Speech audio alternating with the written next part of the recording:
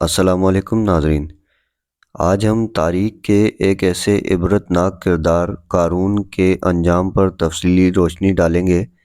یہ وہ شخص تھا جسے اللہ تعالیٰ نے بے پناہ دولت دی تھی، مگر وہ تکبر اور بغاوت میں مبتلا ہو گیا۔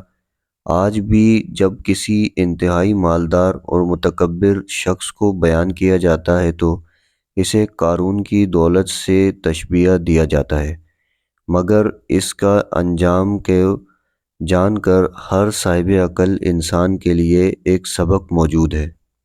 ناظرین کرام، آئیے جانتے ہیں کہ قارون کون تھا۔ قارون حضرت موسیٰ علیہ السلام کے خاندان بنی اسرائیل سے تعلق رکھتا تھا اور حضرت موسیٰ علیہ السلام کا چچا زاد بھائی بھی تھا۔ ابتدا میں وہ ایک نیک اور دیندار شخص تھا، مگر جب اللہ تعالیٰ نے اسے بے پناہ دولت عطا کی تو وہ غرور و تکبر میں مبتلا ہو گیا۔ اس کے خزانوں کی چابیاں اتنی زیادہ تھیں کہ طاقتور آدمیوں کی ایک جماعت ان کو اٹھانے کے لیے مقرر کی جاتی تھی۔ اللہ تعالیٰ نے اسے بے شمار خزانے دے رکھے تھے، مگر دولت نے اس کے دل کو سخت کر دیا تھا۔ اس نے اپنی دولت پر غرور کرنا شروع کر دیا اور کہنے لگا کہ یہ سب کچھ تو میں اپنی ذہانت اور محنت سے حاصل کرے بیٹھا ہوں۔ وہ اللہ تعالیٰ کی قدرت اور نعمتوں کو بھول چکا تھا۔ قرآن مجید فرقان حمید میں اللہ تعالیٰ فرماتے ہیں، قارون نے کہا یہ مال و دولت تو مجھے میرے علم کی بنیاد پر دیا گیا ہے۔ ناظرین کرام، یہ وہی جملہ تھا جو اس کے زوال کا سبب بنا۔ جب انسان اللہ تعالیٰ کی دی ہوئی نعمتوں کو اپنی محنت کا نتیجہ سمجھنے لگے اور اللہ تعالیٰ کو بھول جائے تو اس کا انجام عبرت ناک ہی ہوتا ہے۔ حضرت موسیٰ علیہ السلام نے قارون کو نصیحت کی کہ وہ اللہ تعالیٰ کی دی ہوئی دولت کو اللہ تعالیٰ کی راہ میں خرچ کرے اور غرور و تکبر کو چھوڑ دے اور اللہ تعالیٰ کے آگے عاجزی کرے اور عاجزانہ طریقے سے بندگی کا اظہار کرے، مگر وہ نہ مانا، بلکہ اس نے حضرت موسیٰ علیہ السلام کی مخالفت شروع کر دی، یہاں تک کہ وہ ان پر جھوٹا الزام لگانے کی سازش کرنے لگا۔ تاریخی روایت میں آتا ہے کہ قارون نے ایک فاحشہ عورت کو پیسے دے کر کہا کہ وہ حضرت موسیٰ علیہ السلام پر بد کرداری کا الزام لگائے۔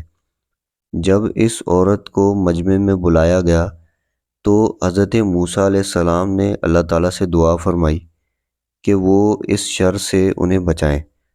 تو پھر اس عورت نے جب اس سے سوال کیے گئے تو اس عورت نے جب حضرت موسیٰ علیہ السلام کی طرف دیکھا، اس کا دل نرم پڑ گیا اور اسے سچ اگلنا پڑا۔ اس عورت نے بے ساختہ کہا کہ قارون نے مجھے اس جھوٹے الزام کے لیے خریدا تھا۔ یہ اللہ تعالیٰ کی طرف سے ایک نشانی تھی کہ قارون کی تباہی قریب آ چکی ہے۔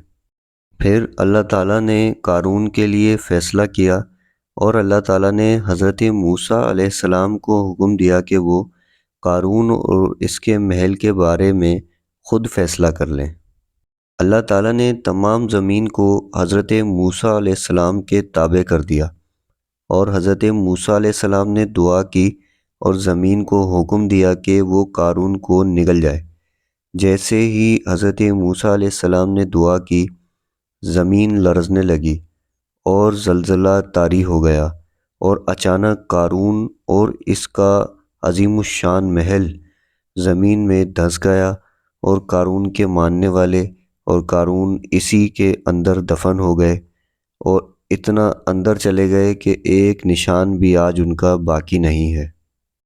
اور پھر اللہ تعالیٰ نے فرمایا، پس ہم نے اسے اور اس کے گھر کو زمین میں دھسا دیا۔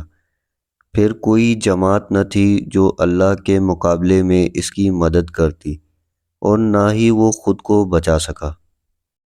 قارون کی کہانی قرآن مجید فرقان حمید میں بار بار اس لیے بیان کی گئی ہے تاکہ دنیا کا مال و دولت پر گھمنڈ کرنے والے لوگ عبرت حاصل کریں۔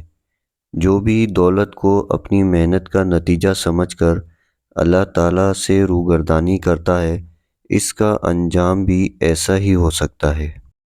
یہ واقعہ ہمیں یاد دلاتا ہے کہ اصل بادشاہ اللہ ہے، اور اگر اللہ تعالیٰ چاہے تو پل بھر میں سب کچھ چھین سکتا ہے۔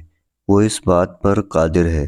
اس لیے ہمیشہ عاجزی، شکر گزاری اور اللہ کی راہ میں خرچ کرنے والا بننا چاہیے۔ اللہ تعالیٰ ہمیں بھی اور آپ کو بھی ان برائیوں سے محفوظ رکھے، اور اللہ تعالیٰ کے آگے عاجزی کرنے کا اور دنیا میں اس کی مخلوق سے بھلائی کرنے کی توفیق عطا فرمائے۔ آمین۔ اللہم صلی علی محمد و آل محمد۔